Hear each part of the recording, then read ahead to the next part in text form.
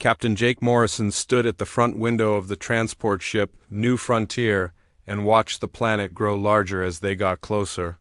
The world looked beautiful from space, with white clouds moving across blue and green land. It looked just like the pictures the Alien Council had shown them back on Earth. "Captain, we'll be ready to land in 6 hours," said Dr. Lisa Carter as she walked up beside him. She was the head scientist for their mission.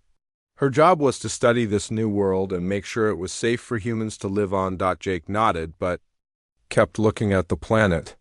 Something felt wrong, but he could not figure out what it was. The Galactic Council had been very excited to give humans this world. They called it a gift for joining their big group of alien races.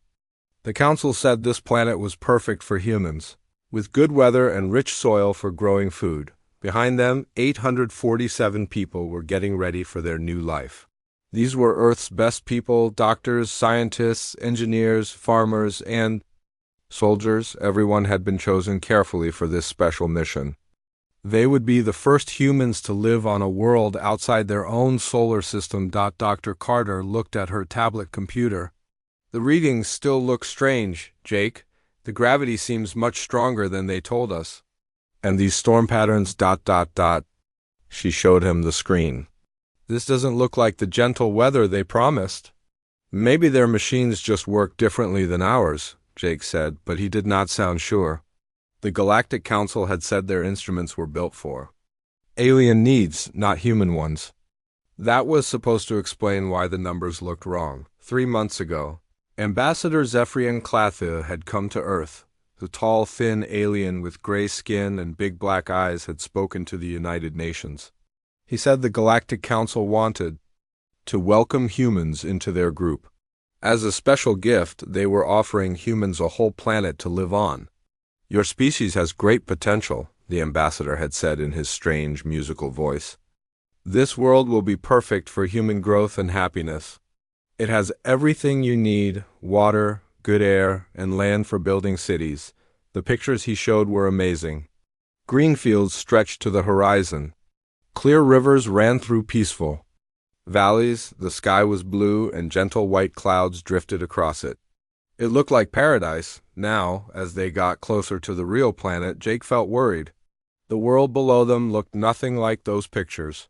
Dark clouds covered most of the surface. Lightning flashed constantly. Even from space, they could see huge storms moving across the land. "Sir," called Rick Davis from the communication station. "I'm trying to contact the Council escort ship, but they're not answering." Jake turned around. "Keep trying." They said they would help us land safely. The escort ship had followed them for the 3-week journey from Earth. It was supposed to guide them to the best landing spot and help them set up their first base. But now, when they needed help most, the aliens were not responding. Tony Martinez, the chief engineer, came running onto the bridge. His face was pale and worried.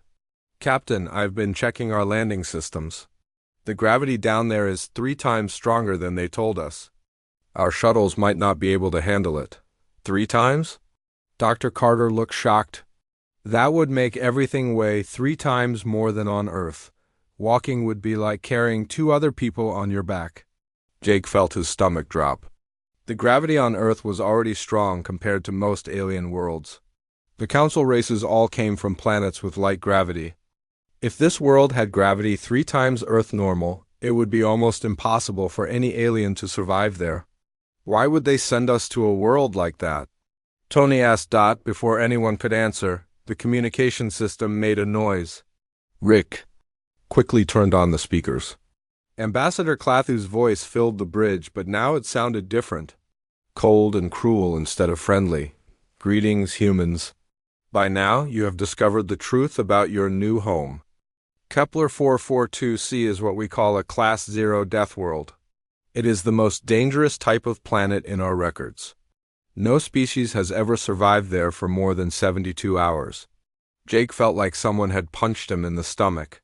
Around the bridge, his crew stood frozen in shock. The ambassador's voice continued. "Your species has been difficult for the Council to manage. You ask too many questions. You want to explore places that should remain untouched. You refuse to follow the rules that keep our galaxy peaceful and orderly. This can't be real, Dr. Carter whispered. We decided the best solution was to remove you from civilized space. We told you stories of a paradise world, and you believed us. How trusting you are, how foolish. On the view screen, Jake could see the Council escort ship moving away from them. Its engines were already glowing, getting ready to jump to hyperspace.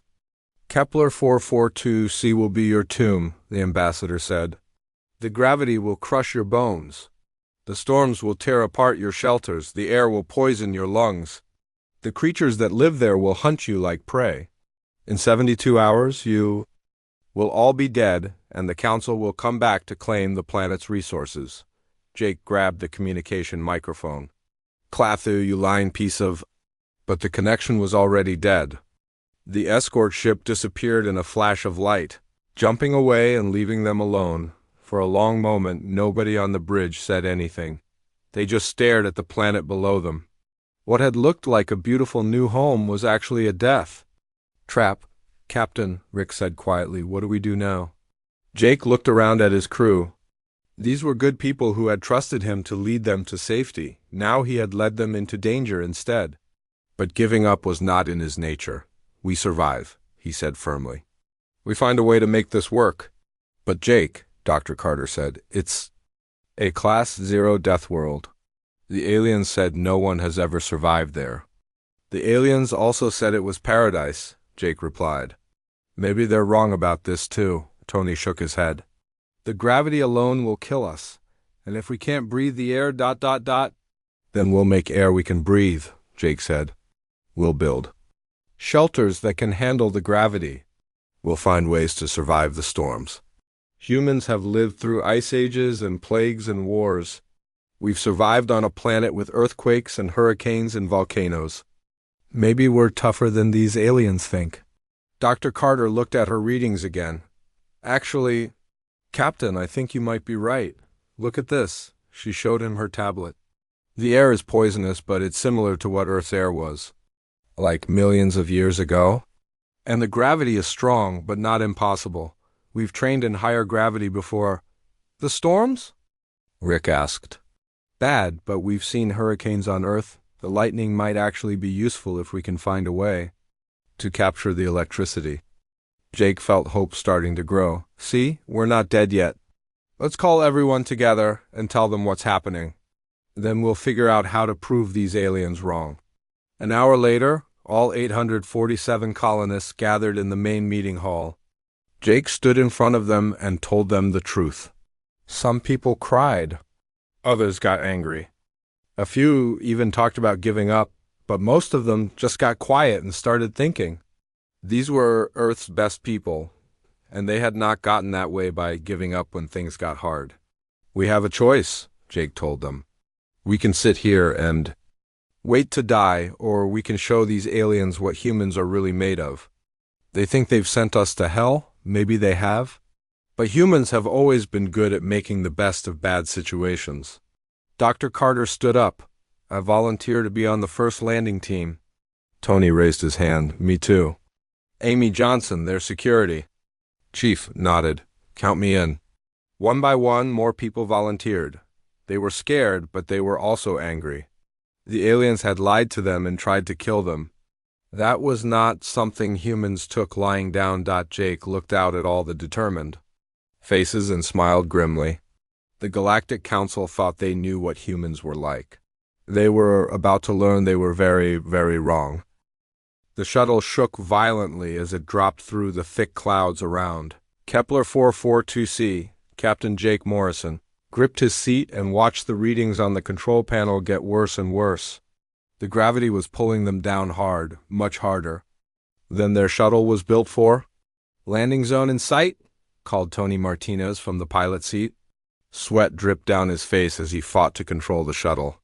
But I don't think this is going to be a smooth landing. Jake looked around at his landing team. Dr. Lisa Carter sat across from him, checking her scientific equipment one more time. Amy Johnson cleaned her rifle and looked calm, like she always did before a dangerous mission. 19 other volunteers filled the rest of the shuttle. They were the bravest people on the ship, but Jake could see fear in their eyes. The shuttle hit the ground hard. Everyone jerked forward in their seats. Sparks flew from the control panel, and alarms started beeping everywhere. "Is everyone okay?" Jake called out. People nodded and started unbuckling their safety belts. Through the small windows, they could see their new world for the first time. It looked like a nightmare. The sky was dark gray, filled with angry clouds. Rain pounded against the shuttle windows, but this was not normal rain. The drops made small holes where they hit the metal hull. "Acid rain," Dr. Carter said, reading her instruments. "Not strong enough to kill us quickly, but it will eat through our equipment if we're not careful." Tony checked the shuttle's systems. "The hull is already showing damage. We need to get back to the ship soon, or we might not be able to take off again." Jake made a decision. "We'll make this quick. Carter, take your readings. Johnson, watch for threats. Everyone else, help gather samples. We need to know what we're dealing with." They put on their environmental suits and opened the shuttle door. The wind hit them like a fist, nearly knocking them down. The gravity made every step feel like walking through deep mud. Each person felt like they weighed 3 times their normal weight. "This is terrible," gasped one of the volunteers as he struggled to walk. "Stay together," Amy Johnson ordered. She held her rifle ready and scanned the area around them. The landscape looked like something from a bad dream. Twisted black rocks jutted up from the ground. Strange purple plants grew in patches, but they moved in ways that plants should not move. Dr. Carter pulled out her instruments and started taking readings. "The air pressure is crushing. The temperature keeps changing fast, and the electromagnetic activity. She looked worried. "It's so strong that most of our equipment won't work properly here." As if her words had summoned trouble, the ground started shaking. A crack opened in the rocky surface just 20 feet away from them. Hot gas and steam shot up from the crack, smelling like rotten eggs. "Volcanic activity," Tony said. "The whole planet must be unstable." "No," Dr. Carter corrected him, still reading her instruments. "This isn't volcanic. It's just the ground settling under the pressure changes. The whole surface is constantly moving." Jake was about to order everyone back to the shuttle when Amy Johnson suddenly raised her rifle. "Contact," she said quietly. "Something big is coming our way." They all turned to look where she was pointing. At first, Jake saw nothing, then something moved behind the twisted rocks. Something huge. The creature that stepped into view was like nothing from Earth. It looked like someone had crossed a tiger with a tank. Its body was covered in natural armor plates that gleamed like metal. Its claws were longer than kitchen knives and looked sharp enough to cut through steel. Worst of all, it had 6 legs and was bigger than a car. The beast looked at the humans and made a sound like a diesel engine starting up. Then it charged. "Run!" Jake yelled, but running in the heavy gravity was almost impossible. The creature moved fast despite its size, closing the distance quickly. Amy Johnson did not run. She dropped to one knee, aimed her rifle, and started shooting. The bullets bounced off the creature's armor like pebbles. But she kept shooting anyway, aiming for what she hoped were weak spots. "The joints," she called out. "Aim for the joints between the armor plates." One of her shots found its mark. The creature stumbled and roared in pain and anger. But it did not stop charging. Jake and the others were trying to reach the shuttle, but they moved too slowly in the crushing gravity. The creature would catch them before they made it to safety. That was when Dr. Carter did something unexpected. She pulled out a sample container from her equipment pack and threw it as hard as she could at the creature. The container broke against the beast's armor, splashing a chemical mixture across its face. The creature stopped charging and started making horrible noises. The chemicals from Carter's lab kit were burning its eyes and nose. It shook its massive head and backed away, confused and hurt. "Move!" Amy Johnson shouted. "It won't stay confused for long." They ran for the shuttle as fast as the heavy gravity would let them. Behind them, the creature was getting angrier. It figured out where the pain was coming from and started charging again. Tony Martinez had the shuttle engines warming up before they even reached the door. Get in now." Everyone piled into the shuttle. Jake was the last one in, and he could hear the creature's claws scraping against the hull as the shuttle lifted off as they rose into the stormy sky. Jake looked back at the landing site. The armored beast was not alone. More creatures were coming out from behind the rocks. Lots more. How many of those things are down there? Someone asked. Too many, Amy Johnson replied, reloading her rifle. And they're all hungry. During the flight back to the main ship, Dr. Carter studied her readings and made an interesting discovery. Jake, look at this, she said, showing him her data tablet. The air composition is toxic to most species, but it's not that different from what Earth's air was like billions of years ago, before plants changed it. With the right filters and some time to adapt, humans might actually be able to breathe. Here, Jake felt a small spark of hope. What about the gravity? It's 50% higher than Earth gravity. That's hard, but not impossible. Our bones and muscles can adapt to it over time. Athletes on Earth train in higher gravity all the time. Tony Martinez looked up from checking the shuttle's damage. The electromagnetic storms are actually helping us in a strange way. Our equipment is built to handle Earth's electrical interference. Most alien technology is much more fragile because their worlds don't have our kind of electrical activity, so we might have an advantage there. Maybe our computers and communication systems seem to work better in these conditions than alien technology would. Back on the main ship, Chief Engineer Don Parker was already working on solutions. He had teams modifying their equipment to handle the acid rain and electromagnetic interference. The ship's medical bay was preparing treatments for gravity-related injuries. Jake called a meeting of all the department heads. Report, he said simply. Dr. Carter spoke first. The environment is deadly, but not impossible. We'll need to modify everything we brought, but humans might actually be better suited for this world than the aliens realized. Amy Johnson nodded. The local wildlife is dangerous, but it can be dealt with. They're big and strong, but they're not smart. Earth predators had to deal with smart prey.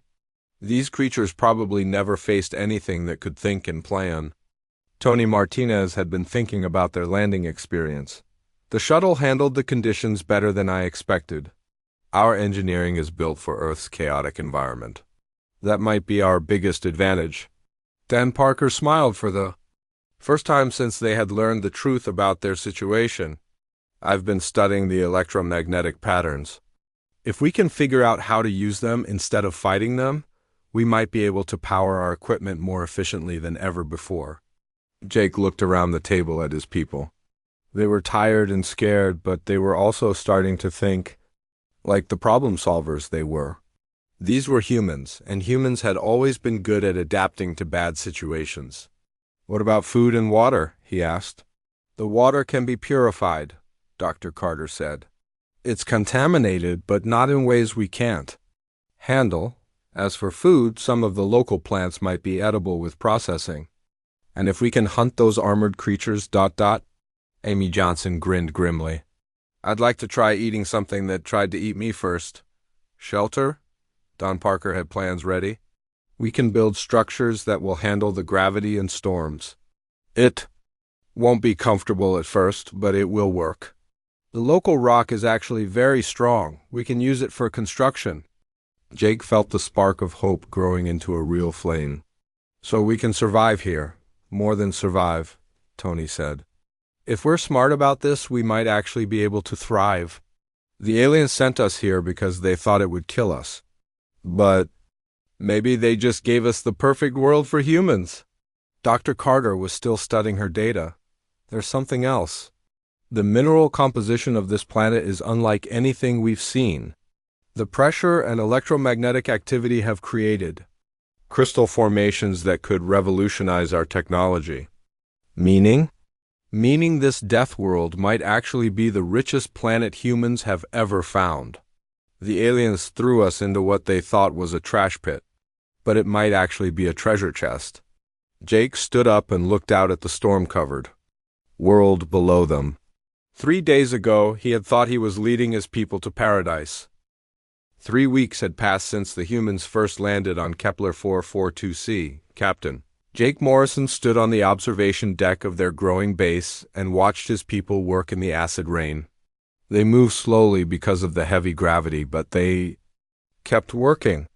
They were building something the Galactic Council had said was impossible, a human settlement on a Class 0 Deathworld. The base was not pretty.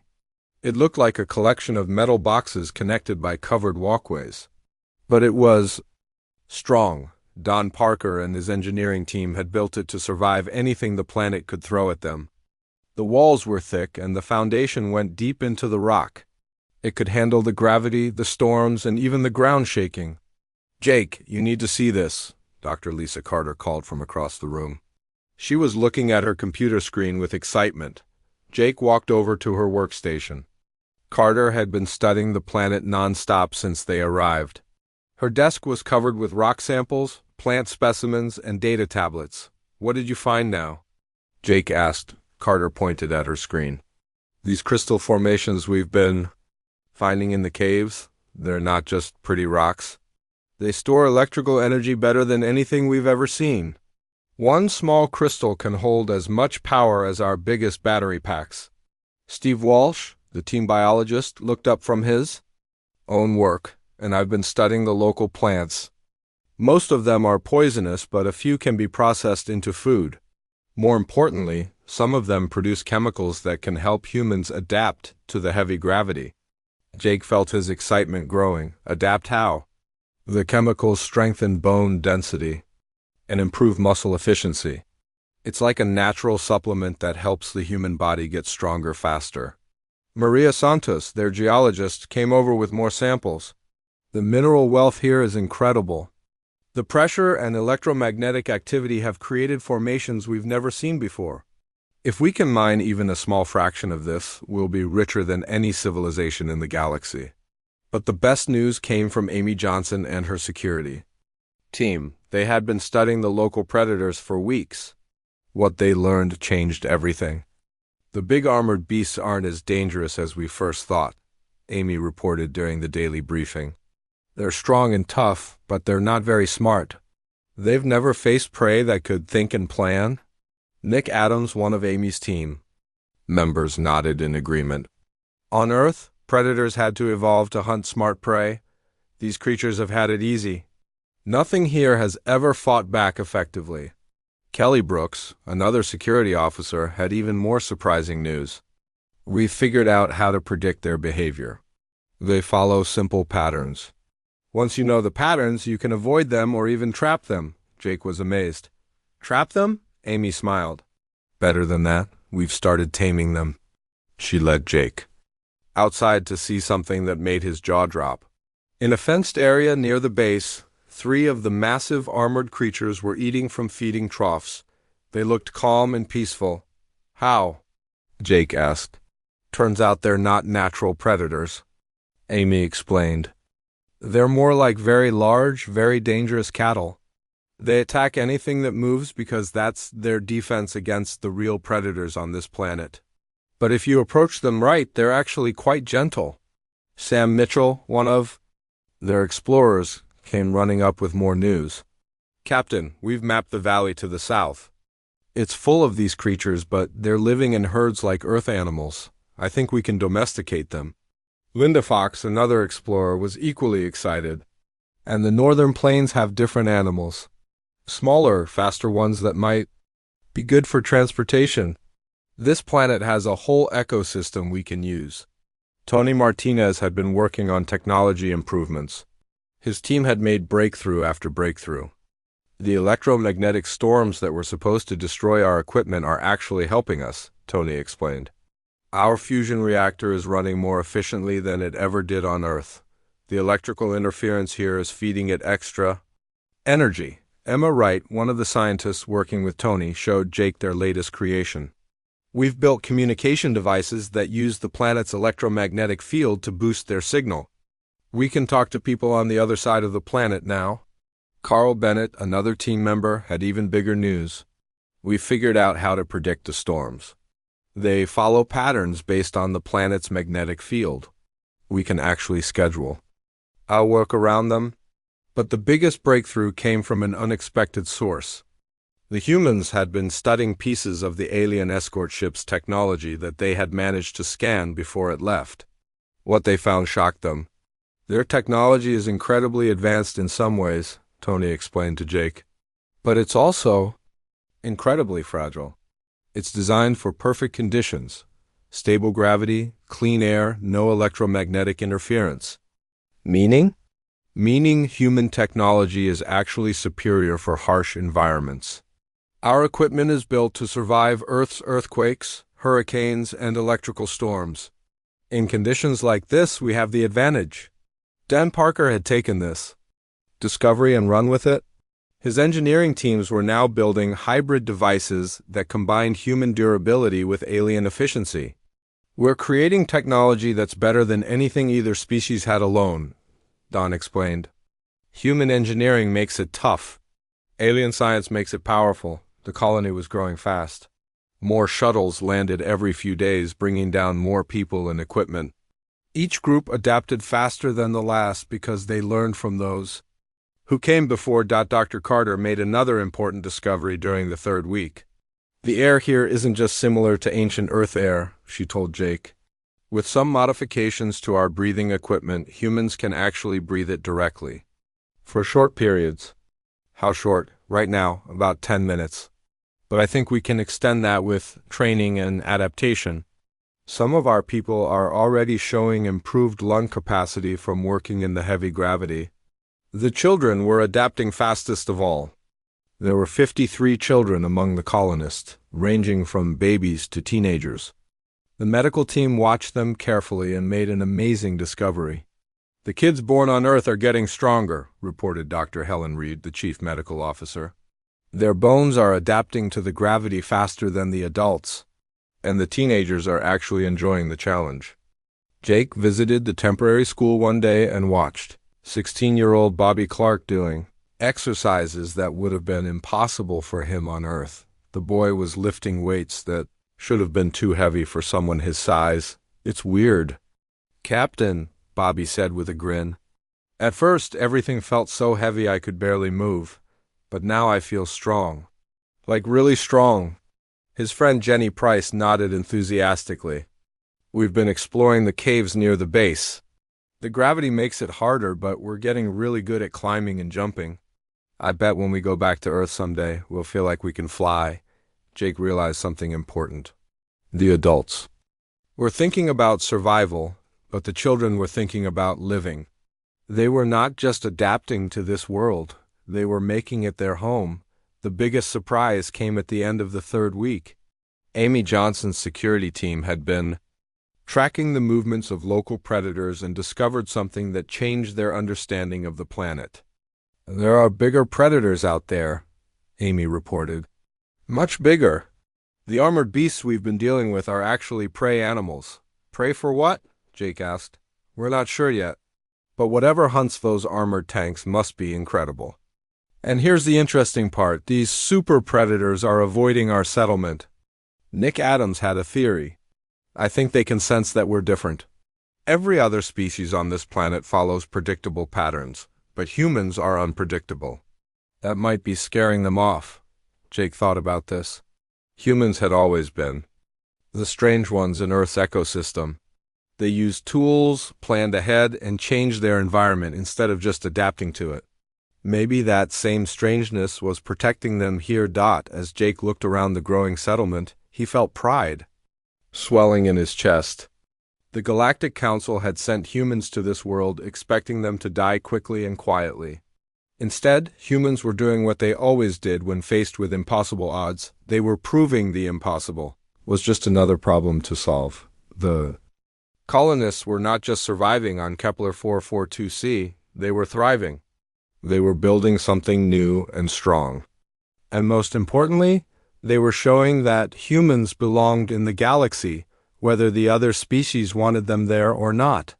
Status report, Jake asked during that evening's meeting. Power systems operating at 120%. Efficiency, Tony reported. Food production is ahead of schedule, said the agricultural team leader. Security is solid, Amy confirmed. No major threats in the area.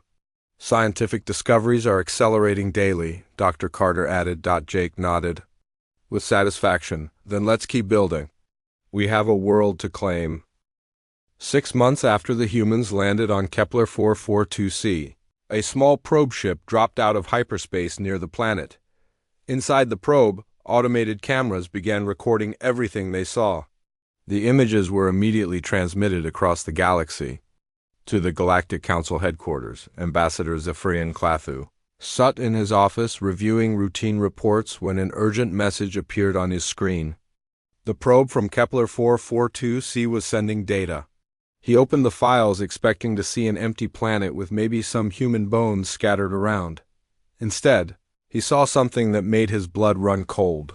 The planet's surface was covered with human settlements. Not just one base, but dozens of them connected by roads and communication towers. Lights glowed from buildings that should not exist. Vehicles moved across terrain that should have killed anyone who tried to cross it. But the most shocking image came when the probe's cameras focused on one of the settlements. Humans were outside working without full environmental suits. Some were riding the massive armored predators like they were horses. Others were leading herds of the creatures across the plains like farmers with cattle. Clathu stared at the screen in disbelief. "This is impossible," he whispered. He called for his assistant immediately. "Send these files to the Council Emergency Committee. Mark them as Priority 1. Within hours, the Council's most important leaders were gathered in their meeting chamber. The room was filled with representatives from dozens of alien species, all looking at the same impossible images. Council leader Vorthek was the first to speak. His forearms waved in agitation as he pointed at the screen. "These images must be fake. No species can survive on a Class 0 Deathworld. Our scientists have proven this many times." Chief Science Officer Zara Quinn studied the data more carefully. Her tentacled head moved from side to side as she processed the information. "The readings are real. The probe's instruments are working properly. But this does not make sense with everything we know about planetary classification." Military Commander Vex Thorian stepped forward. His warrior species had conquered dozens of worlds, but he had never seen anything like this. How many humans survived? Clathu checked the probe's population scans. His voice shook as he read the numbers, all of them. The probe detects 847 human life signs, plus... He paused, not believing what he was reading. Plus 67 additional human life signs. Additional? Vorthak demanded. "It appears some of their females have given birth since arriving on the planet." The council chamber erupted in shocked voices. Species were supposed to die on Deathworlds, not reproduce. Zara Quinn was studying more detailed scans. "The humans have altered the planet's surface in multiple locations. They have built power generation systems that use the electromagnetic storms. They have carved roads through terrain we classified as impassable.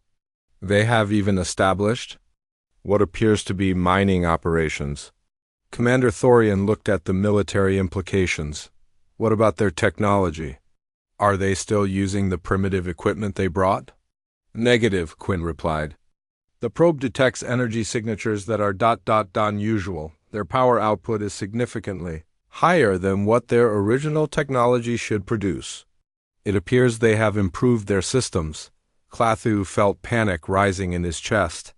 The humans were supposed to be dead. Instead, they had not only survived but grown stronger. What do we do about this? The council chamber fell silent as the leaders considered their options. They had spent thousands of years building a careful civilization where every species knew their place. Dangerous worlds were avoided. Warfare was controlled. Everything was orderly and predictable, but humans had just proven that the rules the council lived by might be wrong. Vorthek spoke first. "We must send a fleet to eliminate them before this spreads. If other species learn that Deathworlds can be colonized, it will upset the balance of our entire civilization." "Agreed," said Commander Thorian. "My battle fleet can be ready to depart in 1 week. We will end this threat permanently." But Zara Quinn had been studying the probe data more carefully. What she found terrified her even more than the human survival.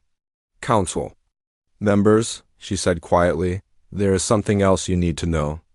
The probe detected weapon signatures around the human settlements. What kind of weapons? Thorian asked.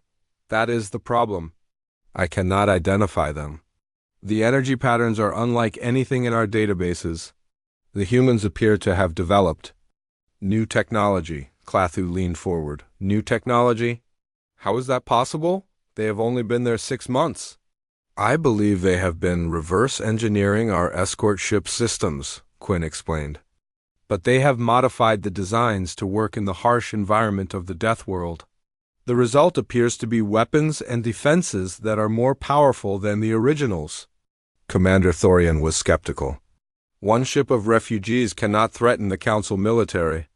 Even with new weapons, they have no space capability. Quinn brought up another image on the main screen. It showed a human settlement from orbit, but something was different about this one. A large structure sat at its center, reaching up toward the sky. The probe detected construction of what appears to be a launch facility. The humans are building their own spacecraft. The council chamber erupted again. This time, the voices were full of fear instead of just surprise. How advanced? Is their space program? Vorthek demanded. Unknown. But based on the progress they have made in other areas, I estimate they could have a working spacecraft within months. Commander Thorian stood up. Then we cannot wait. I will take the battle fleet and destroy them immediately. Wait, said Counselor Nethys, who had been quiet until now. Her species were known for their wisdom and long-term thinking. We need to consider what this means for the future. What do you mean? Clathu asked. These humans have survived on a world that should have killed them. They have thrived in conditions that would destroy any of our species. They have improved technology beyond what we thought possible. Nethys paused and looked around the chamber. What does this tell us about humans? The chamber fell silent as the implications sank in. It tells us, Nethys continued, that we may have made the greatest mistake in Council history. We tried to eliminate a species by sending them to the most dangerous world we knew. Instead, we may have created the most dangerous species in the galaxy. Zara Quinn nodded slowly. Every other species in the Council evolved on gentle worlds. We have never faced real adversity. Our technology is advanced but fragile. Our societies are peaceful but weak. But humans, she gestured at the images, of humans working in conditions that would kill any Council species. Humans evolved on a world that was already harsh. They are adapted for survival in ways we never imagined. Commander Thorian was getting impatient. All the more reason to destroy them now, before they become a greater threat. Can we destroy them? Nethys asked quietly. What do you mean? Our military is designed to fight other Council species.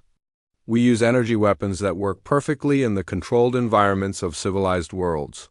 Our ships are fast and efficient, but they are built for space battles between organized fleets. Quinn understood what Nethys was suggesting. The humans will not fight like we expect them to fight. They will use the Deathworld as a weapon. Our ships cannot even enter that planet's atmosphere safely. The electromagnetic storms would disable our systems. Plus, Nethys added, they have had 6 months to prepare. They know we consider them a threat. They will be ready for us. Clathu felt his worst fears being confirmed. Are you saying we cannot defeat them? I'm saying, Nethys replied, that we may have created an enemy we cannot defeat using conventional methods. Commander Thorian was not ready to give up. Then we use unconventional methods. We destroy the planet from orbit. No one can survive if their world is turned to ash. And then what? Nethys asked. Do we destroy every world they colonize? How many planets are we willing to turn to ash to stop one species? The terrible truth was starting to sink in. The Council had sent humans to one death world.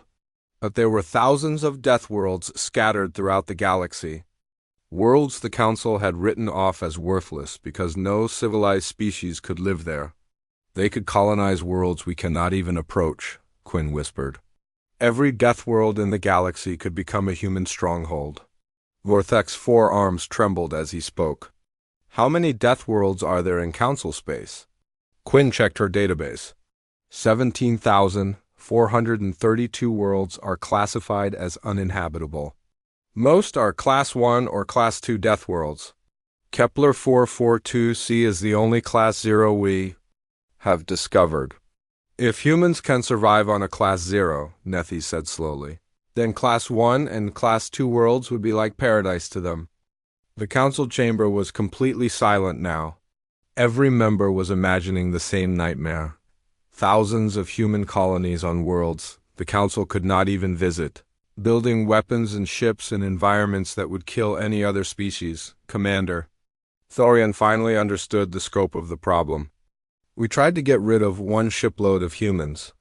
Instead, we may have given them an empire. Ambassador Clathu stood up slowly. His legs felt weak as the full horror of their mistake became clear. What have we done? On the main screen, the probe continued sending images of humans thriving on their impossible world. In one image, human children were playing in the acid rain. 1 year after the humans first landed on Kepler 442c, the Galactic Council's battle fleet arrived at the edge of the star system. Admiral Vex Thorian stood on the bridge of his flagship and looked at the screens showing the impossible world. Below, the planet's surface was covered with human cities. Lights twinkled across continents that should have been empty wastelands. Ships moved between orbital stations that had not existed a year ago. What was supposed to be a tomb had become a thriving civilization. Fleet status report, Thorian ordered. 57 warships ready for battle, his communications officer replied. All weapon systems charged. Planetary bombardment systems standing by, Thorian nodded grimly. The Council had sent their most powerful fleet to end the human threat. Once and for all. These were the same ships that had conquered rebellious worlds and enforced Council law across the galaxy for thousands of years. Sir, called the sensor operator, we're detecting a ship leaving the planet's atmosphere. On the main screen, a vessel rose from the surface of Kepler 442c, but this was not the primitive shuttle that humans had used to land a year ago. This ship was massive, heavily armored, and covered with weapon ports. What is that thing? Thorian asked. His science officer studied the readings. Unknown design? The construction appears to be a hybrid of human and council technology. But the power output? He paused, checking his instruments again. Sir, this ship is generating more energy than our 3 largest battleships combined. The human ship reached orbit and positioned itself between the Council fleet and the planet. A communication signal came through the fleet's receivers. This is Admiral Jake Morrison of the human vessel Defiance. You are approaching human territory without permission. State your business or leave immediately. Thorian almost laughed. 1 ship against 57. The humans were brave, but they were also foolish. Human vessel, this is Admiral Vex Thorian of the Galactic Council Fleet. You are ordered to surrender. Immediately. Your illegal colonization of this world ends today. There was a pause before Morrison replied. When he spoke again, his voice was calm but cold. Admiral Thorian, this world was given to humanity by the Galactic Council. We have the recorded messages from Ambassador Clathu promising us a new home. We intend to keep it. That offer was rescinded the moment you proved you could survive here. Deathworlds belong to the Council. No other species is permitted to colonize them. We disagree, Morrison said simply. This is our home now. If you want it, you'll have to take it from us. Thorian felt his anger rising. No species had ever spoken to the Council with such disrespect. You have 1 minute to surrender, or we will destroy your ship and bombard your planet into ash. We'll take our chances, Morrison replied. But I should warn you, we've had a year to prepare for this meeting. We know exactly who you are and what you're capable of. Do you know what we're capable of? Before Thorian could answer, the sensors started screaming warnings. Ships were rising from the planet's surface. Dozens of them. All built like the Defiance, massive, armored, and bristling with weapons. How many ships do they have? Thorian demanded. 43 vessels detected and rising, the sensor operator reported. No, wait, more launching from the far side of the planet. 67 ships now, 74, sir. They have almost as many ships as we do. Thorian stared at the screen in disbelief. It was impossible to build a fleet that large in just 1 year. But the evidence was right in front of him. Open fire on all human vessels, he ordered. Maximum power. The Council fleet unleashed everything they had. Energy beams that could crack a planet's crust lashed out at the human ships. Missiles that could destroy cities streaked across space. The human ships took the hits and kept coming. Sir, the weapons. Officer called out, our energy weapons are not penetrating their armor. The electromagnetic interference from the planet is disrupting our targeting systems. Use the missiles. The missiles are being intercepted. The humans have defensive systems we've never seen before. Thorian watched in horror as his supposedly superior fleet was being outfought by ships built by refugees on a Deathworld. How is this possible? The answer came from Admiral Morrison's voice over the communications system. Your weapons were designed to fight civilized battles in perfect conditions. Our weapons were designed to work in hell. The human ships attacked like nothing the Council had ever faced. They used tactics that seemed insane but proved devastatingly effective. Instead of maintaining formation like proper warships, they swarmed like angry insects. They used the planet's electromagnetic storms as cover, appearing and disappearing from sensors. They fired weapons that seemed to bend energy in impossible ways. Fleet Admiral, called the communications officer, we're receiving reports from. Across the fleet, the righteous victory has lost main power. The Council's sword is reporting hull breaches on multiple decks. The Star of Order is requesting permission to retreat.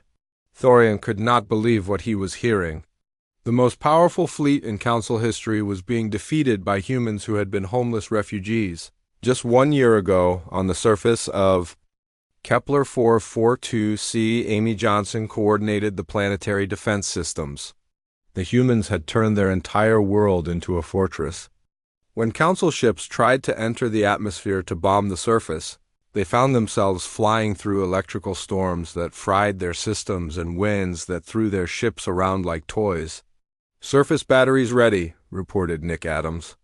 From the main weapons control center. Fire, Amy ordered. Energy beams launched from the planet's surface, powered by the same electromagnetic storms that made the world unlivable for other species. The beams punched through Council ship shields like they were made of paper. Tony Martinez watched the battle from the main engineering complex. His teams had spent the year building weapons and defenses that used the planet's hostile environment. As a power source, every storm made them stronger. Every earthquake generated more energy for their systems. How are the orbital platforms performing? He asked Emma Wright. Better than expected, she replied. The gravity wells we installed are pulling Council ships out of formation. Their engines can't compensate for the gravitational distortions. Back in space, Admiral Thorian realized his fleet was doomed. Half his ships were damaged or destroyed. The rest were being hunted by human vessels that seemed to grow stronger as the battle continued. All ships, he ordered, prepare to retreat. But Admiral Morrison was not finished with them yet. Admiral Thorian, Morrison's voice came over the communications system again. You came here to destroy us, but you failed. Now I have a message for you to take back to your Council. What message? Thorian asked through gritted teeth. Tell them that humans remember who sent us here to die. Tell them we know where they live. And tell them that Deathworlds aren't our prison. They're our training ground. The surviving Council ships jumped to hyperspace, fleeing the system they had come to cleanse. Behind them, human ships watched them go with weapons still charged and ready. On the surface of Kepler 442c, Jake Morrison stood in the command center of New Hope City, the largest human settlement on the planet. Through the reinforced windows, he could see human children playing in the acid rain, completely unharmed by an environment that would kill any other species in the galaxy. Dr. Lisa Carter approached him with a data tablet. Jake, the probe ships we sent out last month have found 17 more worlds suitable for human colonization. All of them are classified as Deathworlds by the Council. 17 more? Jake smiled. The Council tried to get rid of us by giving us one impossible world. Instead, they've shown us that there are thousands of worlds out there that belong to us. Steve Walsh joined them with his own report. The breeding programs are ahead of schedule. The children born here are stronger and smarter than their Earth-born parents. They see this world as normal, not hostile. Tony Martinez came in with the best news of all. The new shipyards are operational. We can build 100 ships a year now, each one better than the last. Jake looked around at his people, humans who had been refugees, exiles, and cast-offs. Now they were the founders of something new and powerful, status of the other council systems. He asked. Amy Johnson answered from her position at the tactical display. Our scout ships report that council worlds are panicking. They're reinforcing their defenses and calling back their fleets from the frontier. Good, Jake said. Let them worry. We have work to do. Through the windows of the command center, they could see the lights of human civilization spreading across a world that was supposed to have killed them all. In the distance, construction crews were building new cities, new spaceports, and new homes for a species that refused to give up. The Galactic Council had sent humans to hell, expecting them to die quietly. Instead, humans had turned hell into home and were preparing to visit their neighbors. The galaxy would never be the same.